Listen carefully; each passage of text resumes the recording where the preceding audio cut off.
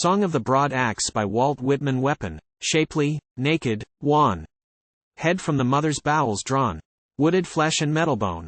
Limb only one, and lip only one. Gray-blue leaf by red heat grown. Helve produced from a little seed sown. Resting the grass amid and upon, to be leaned, and to lean on. Strong shapes and attributes of strong shapes. Masculine trades, sights and sounds. Long varied train of an emblem, dabs of music. Fingers of the organist skipping staccato over the keys of the great organ. Welcome are all earth's lands, each for its kind. Welcome are lands of pine and oak. Welcome are lands of the lemon and fig. Welcome are lands of gold. Welcome are lands of wheat and maize. Welcome those of the grape. Welcome are lands of sugar and rice. Welcome the cotton lands. Welcome those of the white potato and sweet potato. Welcome are mountains, flats, sands, forests, prairies. Welcome the rich borders of rivers, tablelands, openings. Welcome the measureless grazing lands. Welcome the teeming soil of orchards, flax, honey, hemp. Welcome just as much the other more hard-faced lands. Lands rich as lands of gold, or wheat. And fruit lands. Lands of mines, lands of the manly and rugged ores. Lands of coal, copper, lead, tin, zinc. Lands of iron. Lands of the make of the axe. The log at the wood pile, the axe supported by it. The sylvan hut, the vine over the doorway, the space cleared for a garden, the irregular tapping of rain down on the leaves, after the storm is lulled, the wailing and moaning at intervals, the thought of the sea, the thought of ships struck in the storm, and put on their beam ends, and the cutting away of masts, the sentiment of the huge timbers of old-fashioned houses and barns, the remembered print or narrative, the voyage at a venture of men, families, goods, the disembarkation, the founding of a new city, the voyage of those who sought a New England and found at the outset anywhere, the settlements of the Arkansas, Colorado, Ottawa, Willamette, the slow progress, the scant fare, the axe, rifle, saddle bags, the beauty of all adventurous and daring persons, the beauty of wood boys and woodmen, with their clear untrimmed faces, the beauty of independence, departure, actions that rely on themselves, the American contempt for statutes and ceremonies, the boundless impatience of restraint, the loose drift of character, the inkling through random types, the solidification. The butcher in the slaughterhouse, the hands aboard schooners and sloops, the raftsman, the pioneer, lumbermen in their winter camp, daybreak in the woods, stripes of snow on the limbs of trees, the occasional snapping, the glad clear sound of one's own voice, the merry song, the natural life of the woods, the strong day's work, the blazing fire at night, the sweet taste of supper, the talk, the bed of hemlock boughs, and the bare skin.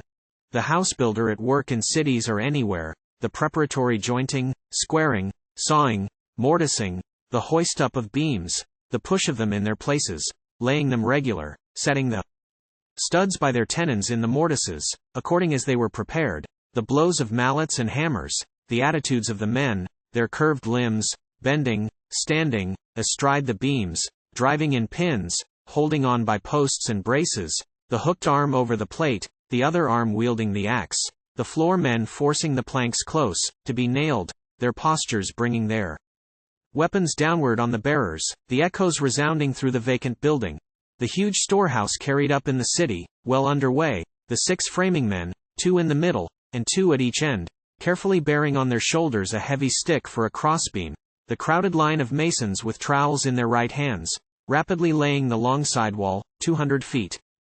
From front to rear, the flexible rise and fall of backs, the continual click of the trowels striking the bricks, one after another, each laid so workmanlike in its place, and set with a knock of the trowel handle, the piles of materials, the mortar on the mortarboards, and the steady replenishing by the hodmen, spar makers in the spar yard, the swarming row of well-grown apprentices, the swing of their axes on the square-hewed log, shaping it toward the shape of a mast, the brisk short crackle of the steel driven slantingly into the pine, the butter-colored chips flying off in great flakes and slivers, the limber motion of brawny young arms and hips in easy costumes, the constructor of wharves, bridges, piers, bulkheads, floats, stays against the sea, the city fireman, the fire that suddenly bursts forth in the close-packed square, the arriving engines, the hoarse shouts, the nimble stepping and daring, the strong command through the fire trumpets, the falling in line, the rise and fall of the arms forcing the water,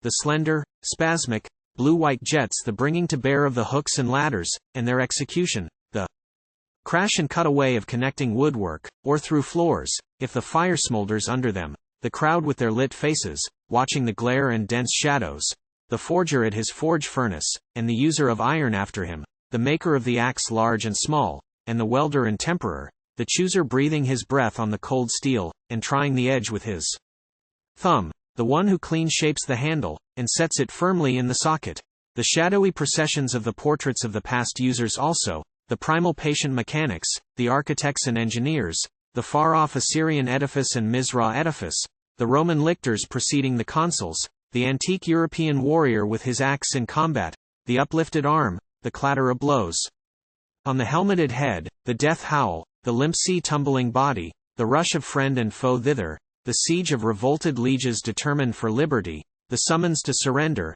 the battering at castle gates, the truce in parley, the sack of an old city in its time, the bursting in of mercenaries and bigots tumultuously and disorderly, roar, flames, blood, drunkenness, madness, goods freely rifled from houses and temples, screams of women in the gripe of brigands, craft and thievery of camp followers, men running, old persons despairing, the hell of war, the cruelties of creeds, the list of all executive deeds and words, just or unjust, the power of personality, just or unjust.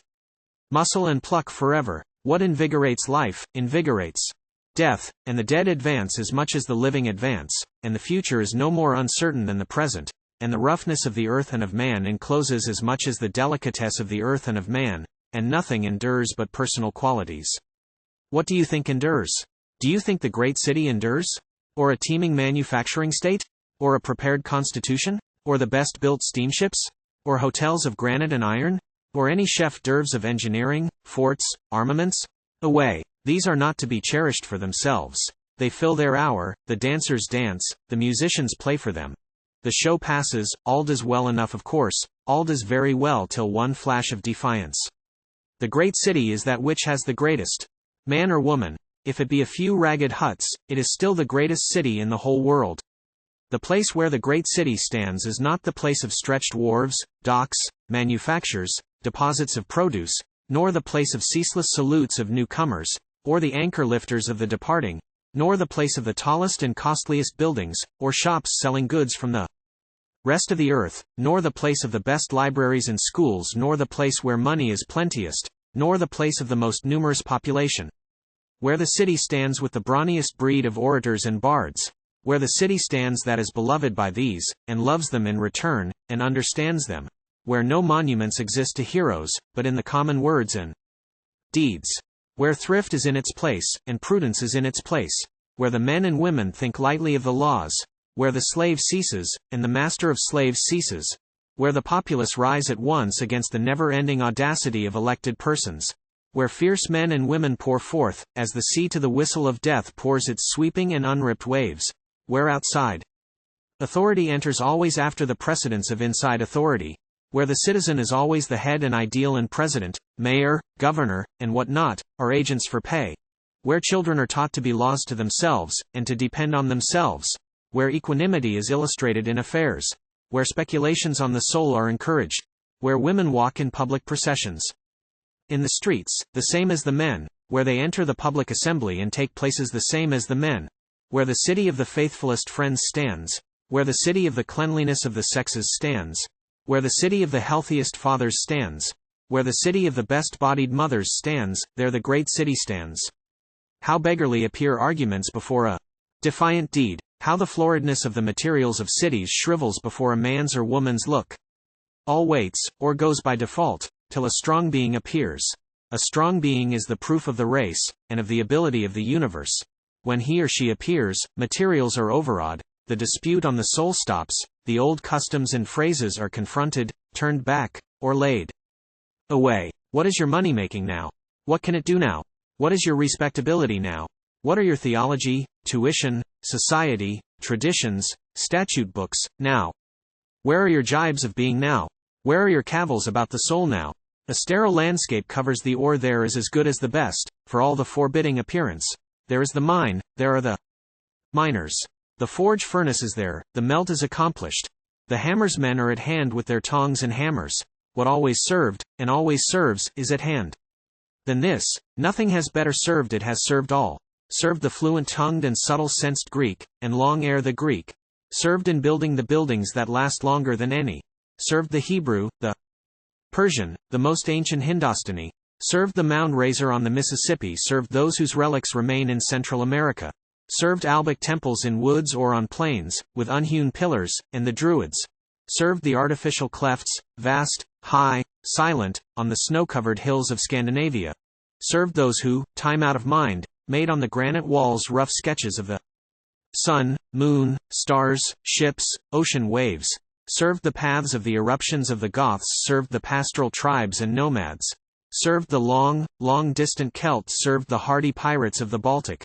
Served before any of those, the venerable and harmless men of Ethiopia.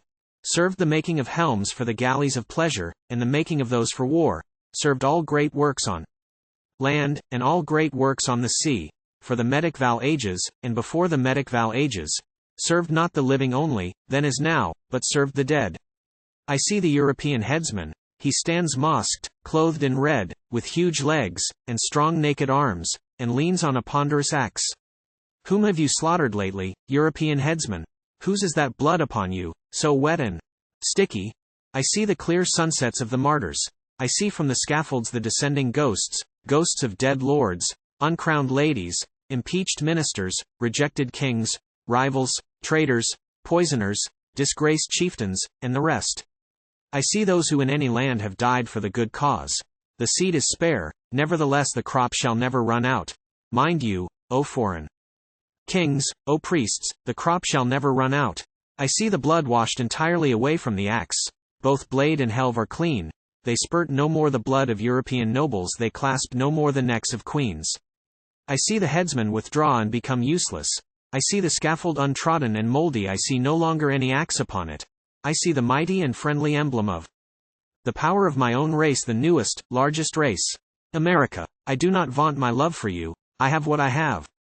The axe leaps. The solid forest gives fluid utterances. They tumble forth, they rise and form. Hut, tent, landing, survey, flail, plow, pick, crowbar, spade, shingle, rail, prop, wainscot, jamb, lath, panel, gable, citadel, ceiling, saloon, academy, organ, exhibition house, library, cornice, trellis, pilaster, balcony, window, shutter, turret, porch, hoe, rake, pitchfork, pencil, wagon, staff, saw, jack plane, mallet, wedge, rounce, chair, tub, hoop, table, wicket, vane, sash, floor, workbox, chest, stringed instrument, boat, frame, and what not, capitals of states, and capital of the nation of states, long stately rows in avenues. Hospitals for orphans, or for the poor or sick, Manhattan steamboats and clippers, taking the measure of all seas. The shapes arise, shapes of the using of axes anyhow, and the users, and all that neighbors them, cutters down of wood, and haulers of it to the Penobscot or Kennebec, dwellers in cabins among the California mountains, or by the little lakes, or on the Columbia, dwellers south on the banks of the Gila or Rio Grande, friendly gatherings, the characters and fun, dwellers up north in Minnesota and by the Yellowstone River, dwellers on coasts and off coasts, seal fishers, whalers, Arctic seamen breaking passages through the ice. The shapes arise, shapes of factories, arsenals, foundries, markets, shapes of the two-threaded tracks of railroads, shapes of the sleepers of bridges, vast frameworks, girders, arches, shapes of the fleets of barges, towns, lake and canalcraft, rivercraft. The shapes arise, shipyards and dry docks along the eastern and western seas, and in many a bay and by place, the live oak kelsons, the pine planks, the spars, the hackmatack roots for knees, the ships themselves on their ways. The tiers of scaffolds, the workmen busy outside and inside, the tools lying around, the great auger and little auger, the adze, bolt, line, square, gouge, and bead plane. The shapes arise, the shape measured, sawed, jacked, joined, stained, the coffin shape for the dead to lie within in his shroud. The shape got out in posts, in the bedstead posts, in the posts of the bride's bed. The shape of the little trough, the shape of the rockers beneath, the shape of the babe's cradle. The shape of the floor planks for dancers' feet. The shape of the planks of the family home, the home of the friendly parents and children. The shape of the roof of the home of the happy young man and woman, the roof over the well-married young man and woman, the roof over the supper joyously cooked by the chaste wife, and joyously eaten by the chaste husband, content after his day's work. The shapes arise. The shape of the prisoner's place in the courtroom, and of him or her seated in the place. The shape of the liquor bar leaned against by the young rum drinker and the old rum drinker. The shape of the shamed and angry stairs, trod by sneaking footsteps. The shape of the sly settee, and the adulterous unwholesome couple. The shape of the gambling board with its devilish winnings and losings. The shape of the stepladder for the convicted and sentenced murderer. The murderer with haggard face and pinioned arms. The sheriff at hand with his deputies. The silent and white-lipped crowd. The dangling of the rope. The shapes arise. Shapes of doors giving many exits and entrances. The door passing the dissevered friend, flushed and in haste. The door that admits good news and bad news. The door whence the son left home, confident and puffed up. The door he entered again from a long and scandalous absence, diseased, broken down, without innocence, without means. Her shape arises, she, less guarded than ever, yet more guarded than ever. The gross and soiled she moves among do not make her gross and soiled. She knows the thoughts as she passes, nothing is concealed from her. She is none the less considerate or friendly therefore. She is the best beloved, it is without exception she has no reason to fear, and she does not fear. Oaths, quarrels, hiccup songs, smutty expressions, are idle to her as she passes. She is silent, she is possessed of herself, they do not offend her. She receives them as the laws of nature receive them, she is strong. She too is a law of nature, there is no law stronger than she is. The main shapes arise. Shapes of democracy, total result of centuries. Shapes, ever projecting other shapes. Shapes of turbulent manly cities. Shapes of the friends and home givers of the whole earth. Shapes bracing the earth, and braced with the whole earth.